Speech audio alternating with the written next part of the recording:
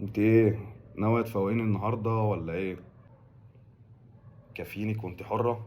ايه اللهجة اللي انت بتتكلمي بيها دي؟ ما انا ممكن اقولك نكتيني واستغنى عنك خالص. ما تنسيش ان انا اللي عملتك.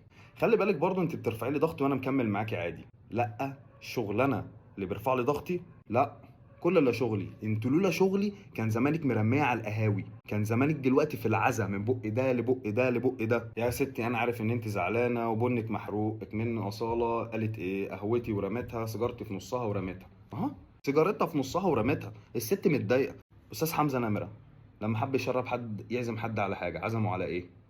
على قهوه. وفين؟ في مصدر السخنه، في حته بعيده يعني. حتى الراجل ما استقربش عشان تعرفي غلاوتك وحبك جوه الناس عامل ازاي. يا ست انا عارف ان انت كافيه برطمانك درجك وما بتتكلميش على حد. بعدين برضو ما تقلقيش، انا سالت الشيخ وقال الناس اللي بتقرا من الفنجان دي الوزر عليها هي، انت مالكيش دعوه بحاجه خالص. يا ستي والله العظيم بحبك انت، بس لولا هرموناتك شويه سكرتو مش عايز تتكلمي خالص، وشويه سرياوسي وعايز تغني شعبي، وشويه مانو.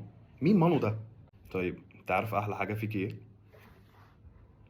ان انت بوش واحد، وكمان سنجل. ممكن شفطه تتكسفي مني انا؟ انت فنجاني.